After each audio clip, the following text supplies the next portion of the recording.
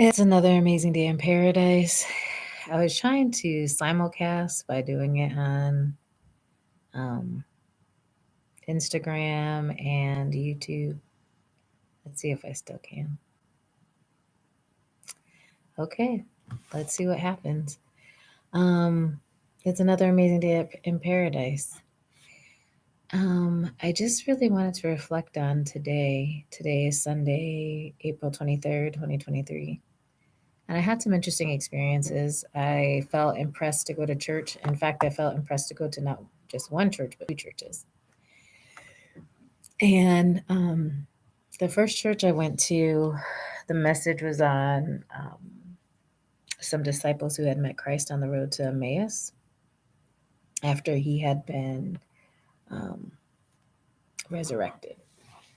And the purpose of the message was on hindsight and how when the disciples first um, saw Christ, they didn't recognize him. And it wasn't until after he had broke bread with them and stuff like that that they realized who he was. And then in the afternoon, and so that listening to that sermon, I was in tears because I realized that the gentleman who was speaking said that hindsight is a superpower. And I realized, I was reminded once again how good God is in that whenever he revealed something to me, he would, I would get flashbacks of all these experiences, different experiences that I had. And he would be like, this is why you went through that. This is why you went through that. And I was like, and so it was such an intensely personal story about how hindsight is how I got to where I am now, which is kind of fascinating. And then, excuse me, it's kind of late here. It's getting late and I'm tired. Then the other one was about was at this other church, and they're actually starting to read the first book of John. And the pastor explained, what John was doing and what he was about. But the main message that he said John has for people is about love. And that one got me going because, and just a wellspring of my heart just filled because that's my gift. Not only that it's my gift, but like that's the name of the business that I'm starting, Love Enterprises, and it's about all these things that love can do. L.U.V. Learn your value. And it spoke on that. He spoke on how there were disciples that considered themselves the very least, like Paul, and he mentioned some other gospel writers. But they said they considered themselves the least, but not John. John considered him beloved of God. He knew who he was. And that's what love is all about. Learn your value, find out who you are, connect with other people who can hold that vision for you, and grow to love others. And so I've been on this journey to generate the capital that I need to get my business started. And I had several experiences with people who are unhoused today. There was just one gentleman, he said, excuse me, he said, can I ask you a question without you being offended? And I was like, yeah, sure, I guess. I'm like, I don't even know what the story is. And he just talked about his struggle. He had come to Raleigh from Greenville, and he was struggling. He was unhoused. He was staying at the shelter. He was trying to get a job and all this other stuff. He had no money to get anything to eat. And all I had was a gift card. I had given away the money that I had in my pocket earlier. And so, in fact, that was one of the experiences where I was in this restaurant. I was putting up a flyer about what I'm doing, and this guy walks up to me and says, "Hey, I'm homeless and I'm hungry. Do you have any money you can give me? And all I had is a $5 bill, and that $5 bill was actually a $5 bill that somebody had given me in support of the fundraiser that I'm working on to eliminate homelessness. And I passed it on. That was my first experience. Then the second experience I had was I had gone to the church in the afternoon, and they gave me a little goodie bag. It had some information about the church, and there was a gift card in the bottom. And so that was all I had at the moment. And so when he asked me, I said, well, he was talking to me about his struggle and stuff like that. And I just said, well, are you looking for something to eat? Is that what you need? He's like, yeah. He's kind of beating around the bush. And so I just handed him that gift card. I said, it's $5. You know, that's all I have, but it's $5. And he was like, thank you so much. He was so grateful.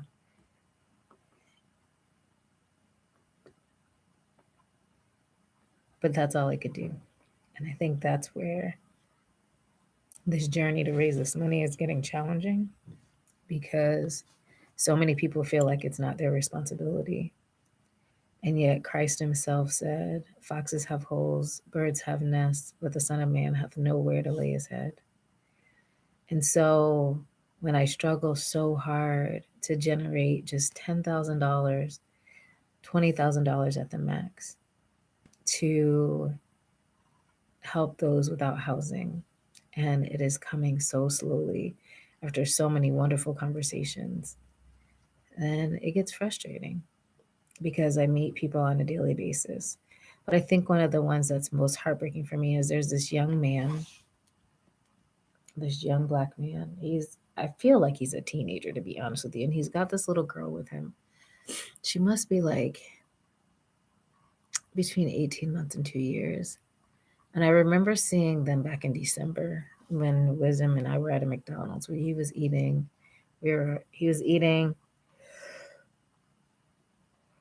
Excuse me, sorry. He was waiting for a bus. We were waiting for the bus to come, so we were kind of taking our time so we wouldn't have to spend so much time in the cold. And I could see this young man. He had a friend who worked at the McDonald's, and he asked a friend for some food. I could see that. And the friend brought him one apple pie, and the guy also had a container of goldfish. And this is what he was feeding him and this little girl out of. And you could tell the little girl was hungry. And today, when I saw them, obviously she's a little bit bigger. She's not as small as she was back then in December, 4 months ago.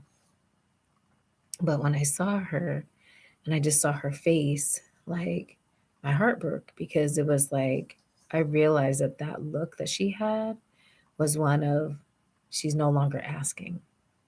Like if she gets food, she gets food, but otherwise, she's no longer asking. She knows that she just has to wait until she gets fed, whenever that might be. And my heart broke because back in November, I attended this conference called The Power of Research to Inform Policy. And it was where I was introduced to Dr. Bruce Perry. And in this conference, Dr. Bruce Perry said that when children are exposed to trauma at a young age, within their first year of life, that if there's no other influence that comes in after that, that influence for the first 12 months of their life will have an impact for the rest of their life.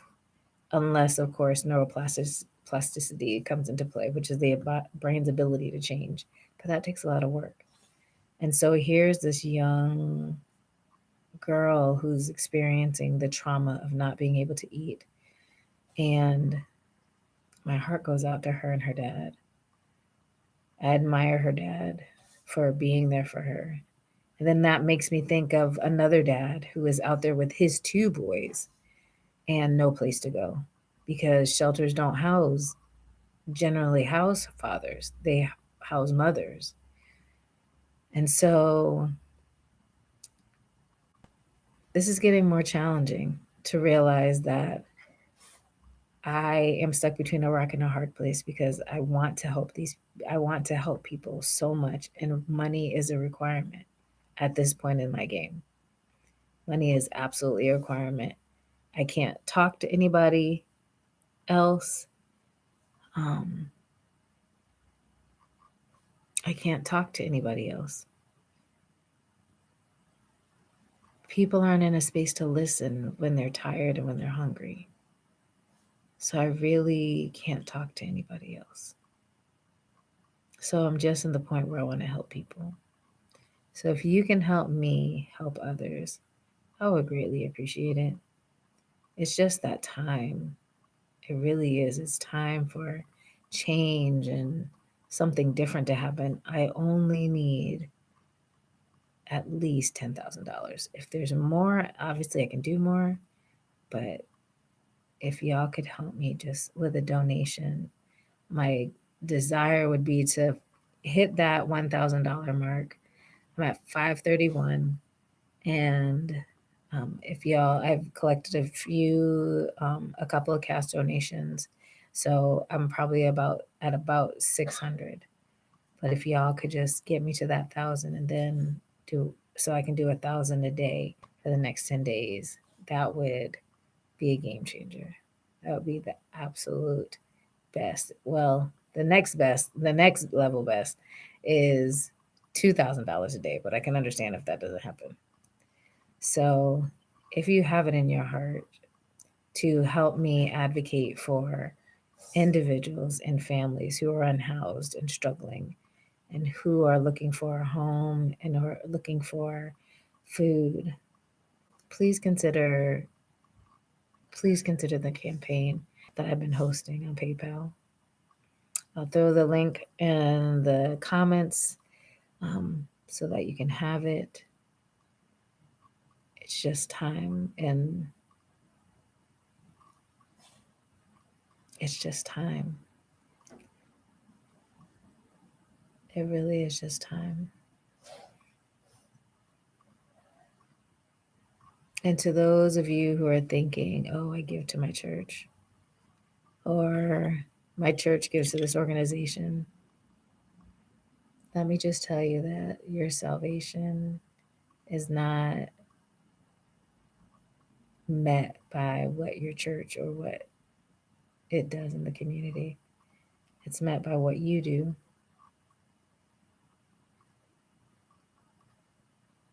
And so, if you have it in your heart enough to give, please consider helping me because I see a lot, but I also have a lot of answers. And the faster I can generate the money, the faster I can get solutions created that matter and that will actually help people. Yeah. And that's all I wanted to say. I'll put the links in the different places, but that's just been on my spirit because it's time. Like, oh my gosh, we need. I just keep saying if I had money, if I just had money that flows and flows, there would never be any hurt. That's not true because we experience hurt in response to trauma, but the opposite of hurt is joy and the lack of pain. So yeah, it's a beautiful thing. Yeah. So if you can help me, I would greatly appreciate it. Thank you so much and enjoy the amazing day you're creating. Peace.